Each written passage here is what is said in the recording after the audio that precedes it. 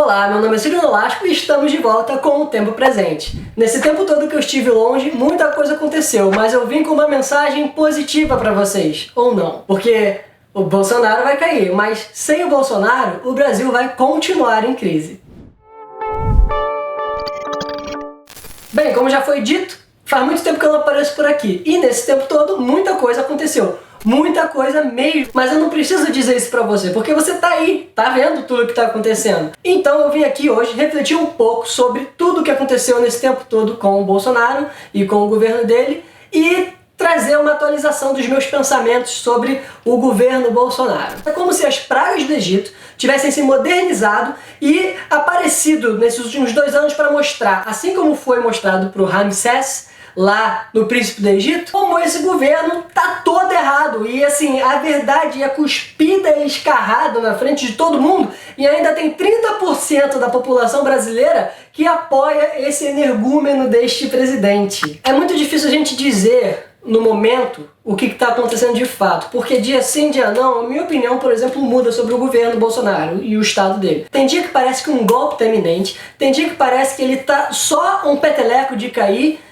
E não dá pra ter certeza, porque dentro da tempestade é muito difícil ter clareza, né? Então vamos pensar nas últimas coisas que aconteceram e quando eu postar esse vídeo, com certeza isso já vai estar datado. A gente tem um STF atacando de volta, a gente tem a Sarah Winter presa, a gente tem o Weintraub foragindo, tirando foto com o Taco Bell em Miami. E claro, tem uma das principais quedas que o governo teve, que foi a saída do Moro, né? Hoje em dia parece que faz 2 anos que isso aconteceu, mas desde lá foi só ladeira abaixo. Não que o Moro estando lá desse alguma legitimidade para aquele governo, não que o Moro seja uma pessoa inteligente, culta e super política, não é. É uma figura também que tanto que saiu e tá aí caindo no ostracismo. Mas o fato é que a impressão da população sobre esse governo vem deteriorando. A última pesquisa do Datafolha diz que 43% da população acha o governo Bolsonaro ruim ou péssimo. Não sei onde estavam essas pessoas há 1 mês atrás, onde estavam essas pessoas há 3 meses atrás, onde estavam essas pessoas em 2018, quando votaram, mas enfim,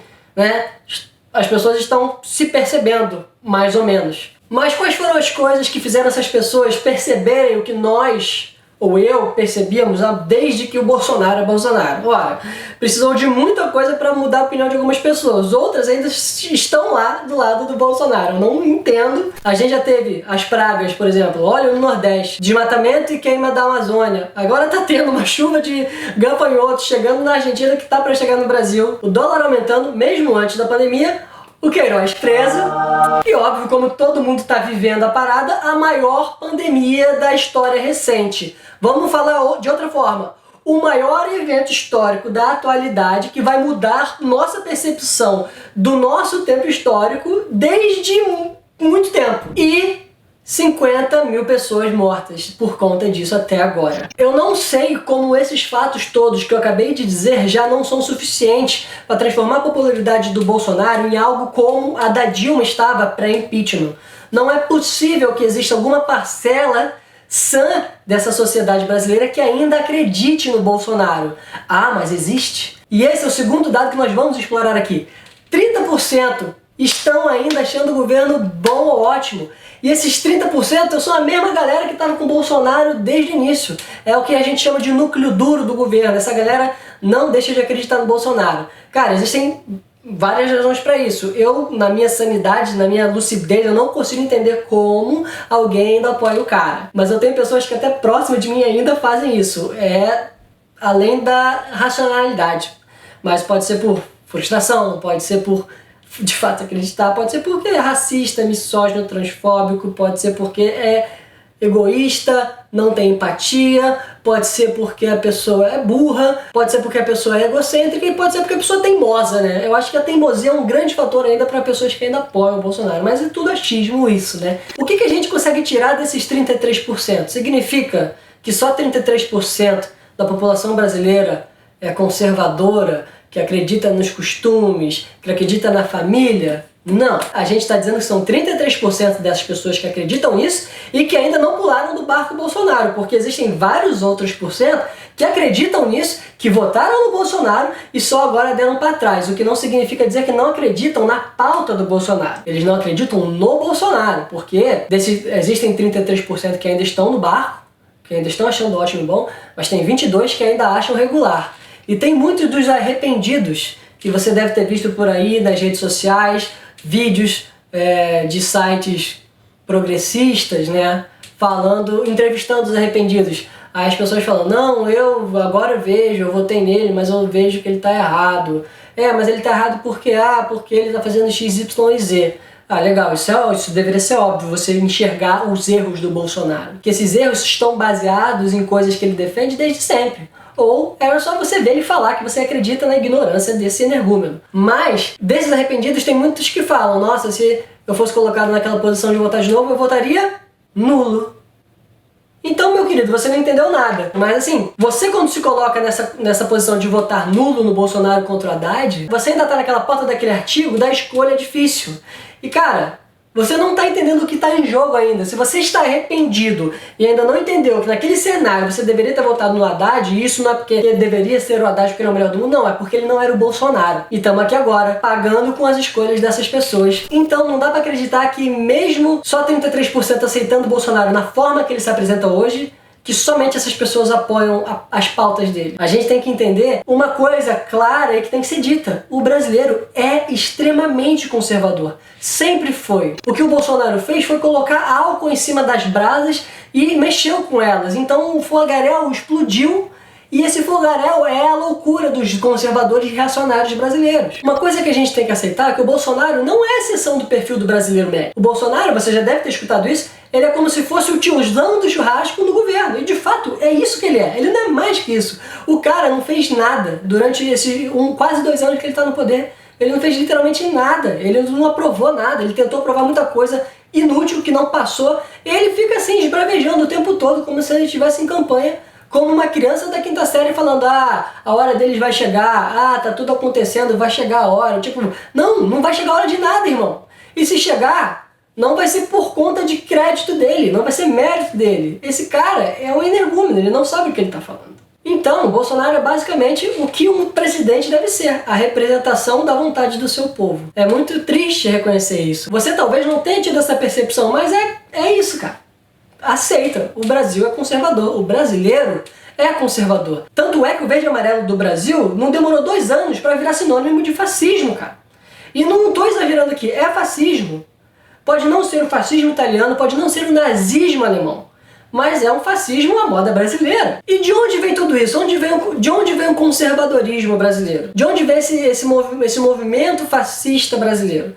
É claro que a gente não pode excluir o Brasil do resto do mundo, porque esse movimento da extrema-direita é mundial. A gente tem aí 3 países que estão no topo dos países que mais contraem casos de coronavírus. Os Estados Unidos, o Brasil e o Reino Unido. A gente tem 3 governantes que duvidam da realidade, 3 governantes que são extremamente conservadores e têm um discurso extremamente violento, agressivo.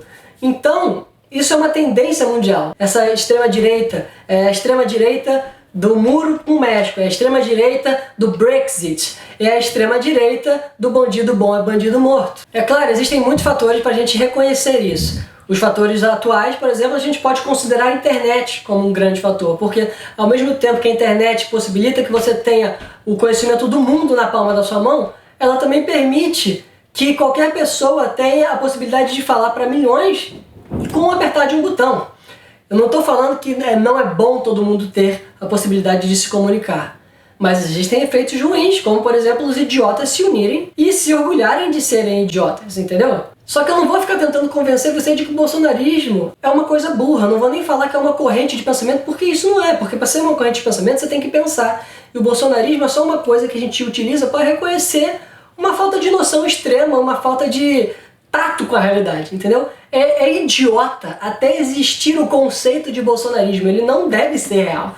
O máximo que o nome Bolsonaro deve ser no futuro é sinônimo de idiota. É isso que ele tem que se reduzir na história, porque ele já fez coisas o suficiente para transformar uma aula de história que seria 20 minutos falando desse governo imbecil para uma aula de conscientização do que é fascismo no Brasil. Então a gente pode pegar um dos muitos efeitos da internet, de democratização, para dizer que agora o opressor local, o tiozão do churrasco que falava as besteiras deles no churrasco e afetava talvez um primo teu que é homossexual, ou uma mulher que foi pegar a cerveja e o cara falou, a mulher não pode beber muito, ou o seu amigo negro, Só essas pessoas iam ser afetadas por esse cara. Agora esse cara, o opressor local, ele tem alcance nacional. E ele chega na presidência. Só que isso não é de hoje. O Bolsonaro, ele não contaminou todo mundo como um vírus e todo mundo de repente é conservador. Não, isso já estava aí, como eu já disse algumas vezes nesse vídeo. O fato é que o Brasil vem de uma herança histórica europeia. E essa herança histórica europeia é baseada em sociedades que são patriarcais. E esse patriarcado, ele se transforma, ele se muta, até gerar características na sociedade que a gente já conhece hoje, como machismo, misoginia, transfobia, racismo. E isso tudo está incrustado na estrutura da sociedade brasileira e a gente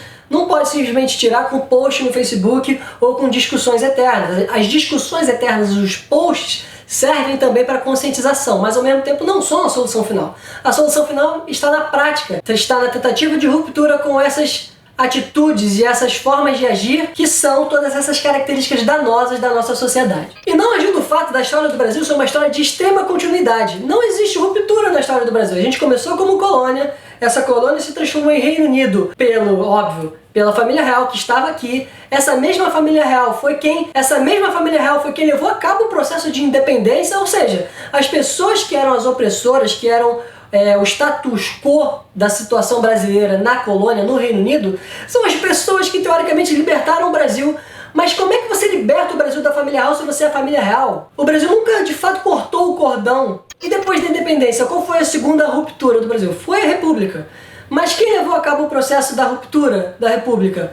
Ora, quem fez a ruptura acontecer foram os militares, mas assim, eles não fizeram isso sozinhos.